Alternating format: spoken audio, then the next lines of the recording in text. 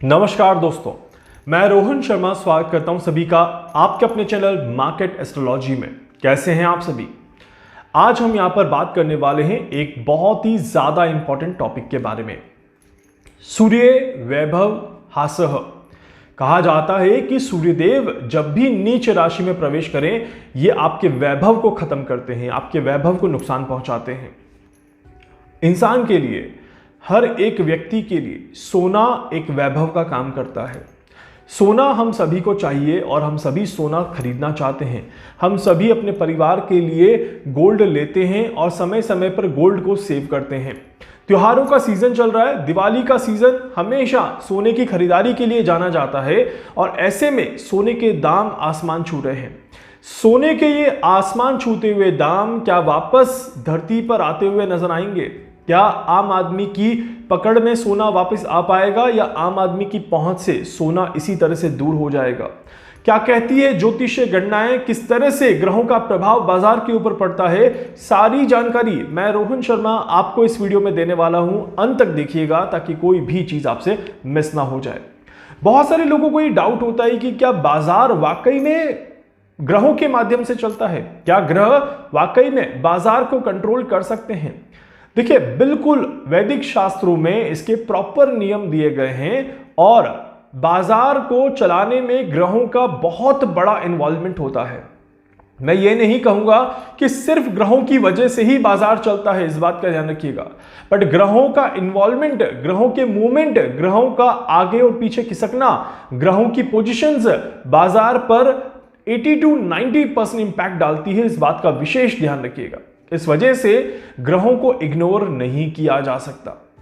सूर्यदेव जब जब नीच राशि में आए हैं तब तब बाजार में हलचल हुई है, बाजार में उठापटक की स्थिति देखने को मिली है।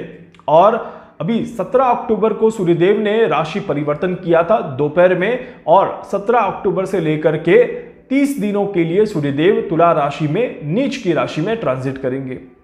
ऐसे में आने वाले समय में क्या सोना और ज्यादा दाम बढ़ाता हुआ नजर आएगा या कम करता हुआ नजर आएगा? क्या यह सही समय है सोना खरीदने का? क्या हमें वाकई में गोल्ड खरीद के रखना चाहिए?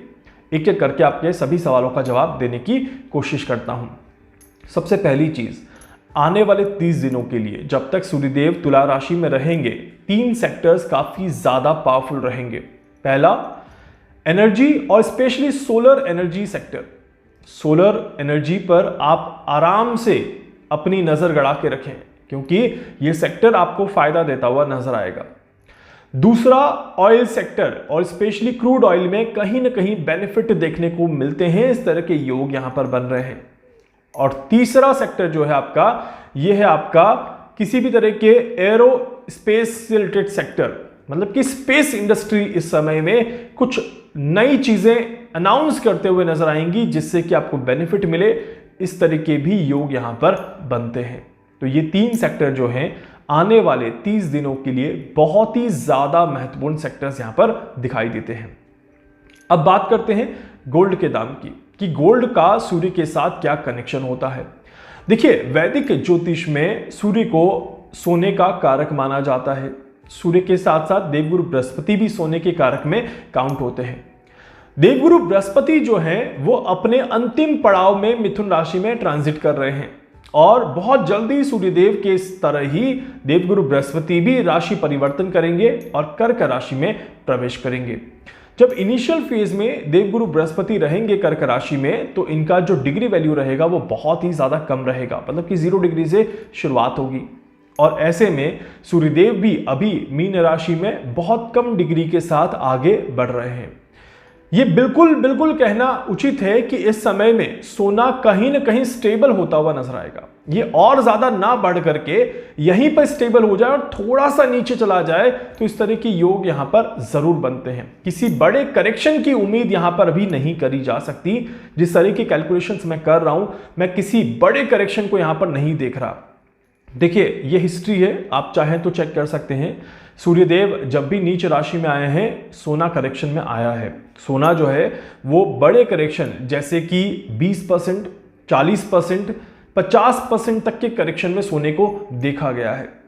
बट जिस तरह की इक्वेशंस मैं इस बार देख रहा हूं, यहां पर एक तरफ सूर्यदेव सोने को कम करने की कोशिश करेंगे तो दूसरी तरफ देवगुरु बृहस्पति सोने को स्टेबल बनाने का प्रयास करेंगे।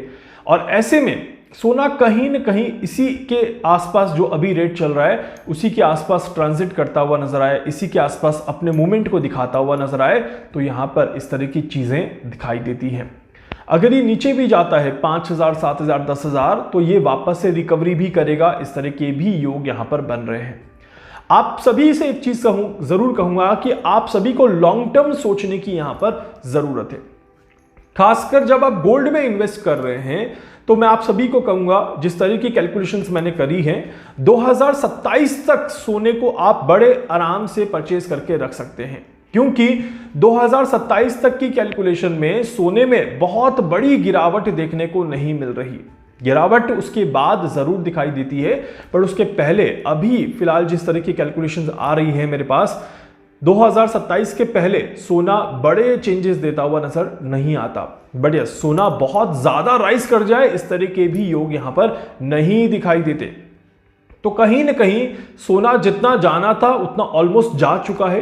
ये यहां पर थोड़ा सा स्टेबल रहेगा और प्लस और माइनस 10,000 आप लेकर के इसमें चल सकते हैं, और इससे ज्यादा बड़े लेवल को मैं अभी टच करता हुआ तो नहीं देख रहा।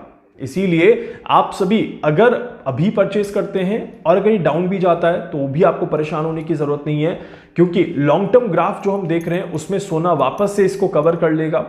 अगर आप थोड़ा वेट करते हैं तो मैं आपको जरूर कहूंगा कि आप नवंबर के मिड तक थोड़ा सा वेट करके फिर आप सोने को बाय कर लीजिए। वो एक बहुत अच्छा समय रहेगा सोना बाय करने के लिए। या इस बीच में जब भी कोई डाउन ट्रेंड आता है और आपको सही मौका मिलता है, आप सोने को लेकर के इन्वेस्टमेंट कर सकते हैं। देखिए सोना एक मूल्यवान इन्वेस्टमेंट माना जाता है, वैल्यूएबल इन्वेस्टमेंट।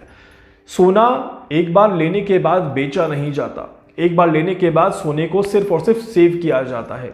इसीलिए सोना हमेशा एक महत्वपूर्ण चीज है। सोना हमेशा मुसीबत में काम आने वाली बहुत बड़ी पूंजी माना जाता है, और इसीलिए हर व्यक्ति चाहता है कि उसके पास थोड़ा ही सही बट सोना जरूर हो।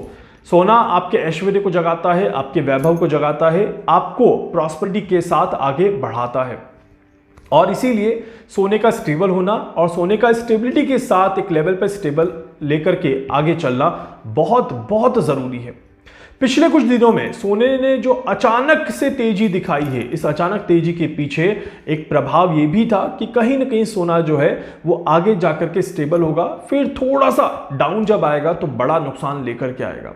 इसीलिए बहुत ज्यादा प्लानिंग करके, बहुत ज्यादा सोच समझ करके आगे बढ़ना यहां पर जरूरी है। यहां पर सोना कितना भी नीचे आ जाए, एक चीज जो मैंने कैलकुलेशन करी है वो बड़ी क्लियर है कि 27 तक रिकवरी बहुत अच्छी है। 2027 सितंबर के पहले आपको सोना प्रॉफिट ही देगा, नुकसान नहीं देगा। इस तरह के योग यहां पर जरूर दिखाई देते हैं। आप कब परचेस करते हैं, कब आप कितने रेट पर परचेस करते हैं, ये बहुत ज्यादा जरूरी है। तो थोड़ा सा संयम रखें, जल्दबाजी किसी चीज की ना करें, इस बात का विशेष ध्यान रखिएगा।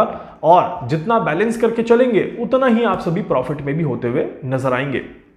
कुछ और कैलकुलेशंस मैं कर रहा हूं, अभी थोड़ा सा समय जरूर लग रहा है मुझे, बट मैं आप सभी को समय रहते सही जानकारी देने की कोशिश जरूर करूंगा ताकि आप सभी को किसी भी तरह का कोई नुकसान ना हो। तब तक के लिए वीडियो को लाइक कर दीजिएगा, चैनल को सब्सक्राइब कर दीजिएगा, बेल आइकन पे जरूर से क्लिक करिएगा। कुछ भी पूछना चाहते हैं, जानना चाहते हैं अपने बारे में, कुछ भी समझना चाहते हैं, आप मुझसे संपर्क कर सकते हैं। मैं पूरी कोशिश करूंगा आप सभी की हर संभव मदद यहां पर कर सकूं। धन्यवाद।